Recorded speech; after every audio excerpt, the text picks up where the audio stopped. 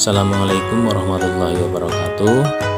Di sesi kali ini channel Misteri Telur Gurame akan membahas tentang kenapa indukan ikan gurame malas bertelur atau memijah, dan bagaimana solusinya supaya rajin bertelur atau memijah.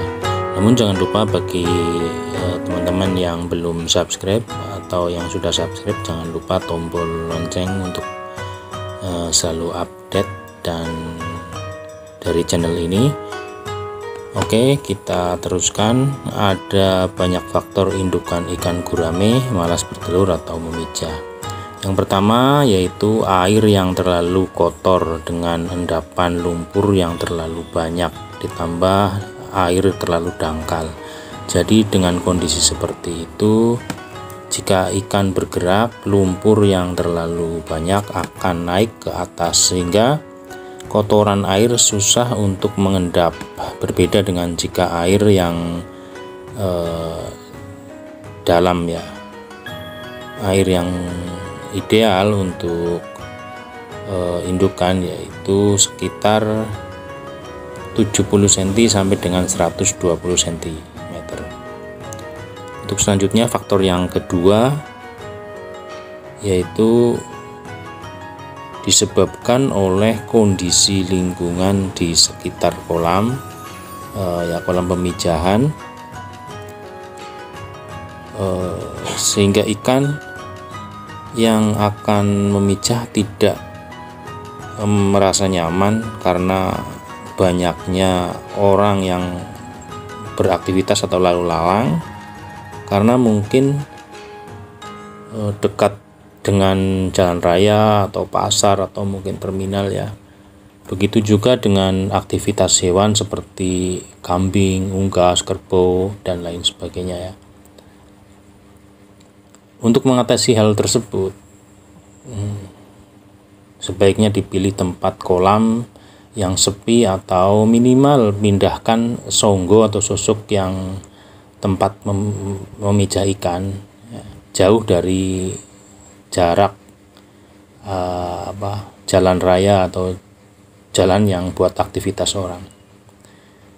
Yang ketiga, faktor yang ketiga bisa jadi disebabkan indukan ikan gurame belum siap memijah karena kemungkinan bisa masih terlalu muda. Jadi telur belum gonad atau belum matang. Sebenarnya indukan dengan usia 3 tahun itu sudah bisa memijah ya, tetapi biasanya belum terlalu produktif. Biasanya ikan indukan yang sedang produktifnya itu usia sekitar 4 tahun. Sebaiknya pilih indukan dengan usia yang minimal 3,5 tahun. Yang keempat yaitu faktor yang keempat yaitu kondisi air yang terlalu kotor dan atau kondisi air yang kurang tenang ya. Misal di air yang mengalir terlalu deras dengan ombak yang terlalu besar, sebaiknya jika dibuat sirkulasi, usahakan jangan terlalu deras supaya ikan indukan juga bisa dengan tenang untuk memijah. Faktor yang kelima yaitu jumlah indukan terlalu padat ya, dengan kolam yang terlalu sempit, indukannya terlalu banyak ya, sehingga kadang-kadang jika di satu tempat itu banyak pejantannya akan terjadi pertarungan. Makanya kadang-kadang indukan bisa mati tiba-tiba dengan luka-luka sisik banyak yang terkelupas ya, ekor rontok, sirip rontok. Itu biasanya ikan indukan itu tarung antara pejantan dengan pejantan.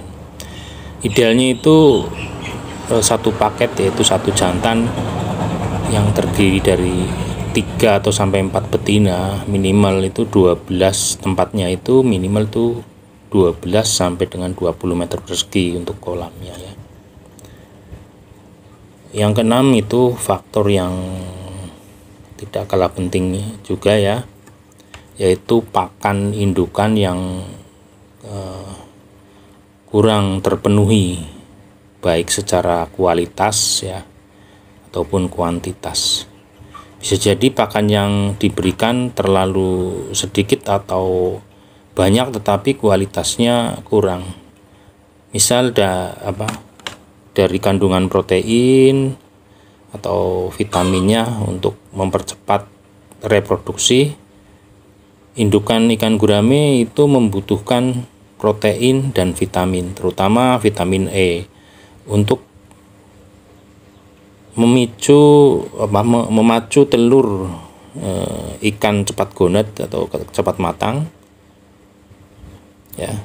Itu biasanya ditambahkan sayur-sayuran yang banyak mengandung vitamin E ya. Untuk mendapatkan protein, pakan ikan bisa diberikan pelet dengan protein minimal ya 26% sampai dengan 30% ya. Namun jangan terlalu banyak karena pakan pelet biasanya banyak mengandung lemak ya. Pelet yang diberikan kira-kira sekitar 2% sampai dengan 3% dari berat badan ikan per hari ya. Untuk mendapatkan tambahan protein bisa juga diberikan keong ya, keong sawah, bekicot seperti ini ya, kodok atau percil ya, atau serangga seperti jangkrik, belalang, kecoa dan sebagainya. Dan untuk mendapatkan vitamin bisa ditambahkan seperti tauge, misalkan ada tahu atau tempe yang sudah mungkin busuk atau apa, bisa diberikan. Dan untuk daun sente atau talas jangan sampai telat atau kosong ya, usahakan ada terus. Usahakan hindari daun kangkung untuk indukan ya. Kenapa? Itu daun kangkung sama daun ubi jalar itu biasanya itu kalau diberikan ke ikan indukan atau ikan yang terutama yang di bak ya, itu biasanya akan berpengaruh kepada kualitas air ya. Biasanya bisa terlalu hitam gitu, jadi kurang bagus ya. Sebaiknya pilih daun yang lain ya. Kalau misalkan diberikan ya usahakan jangan terlalu banyak ya. Jika tidak ada daun sente, bisa juga diberikan daun seperti daun ya seperti ini ya, sri rezeki seperti ini, atau lumbu rambat seperti ini. Dan ini sangat bagus karena tidak merusak air ya. Ada juga daun seperti pepaya Jepang ya seperti ini, dan pepaya biasa juga bisa juga daun Afrika seperti ini juga bisa diberikan, atau mungkin daun-daun rumput-rumput yang masih lunak ya, tidak terlalu keras ya, bisa diberikan. Nah, kira-kira dari saya itu saja. Selamat mencoba, semoga teman-teman semua bisa sukses selalu. Terima kasih atas atensinya. Wassalamualaikum warahmatullahi wabarakatuh.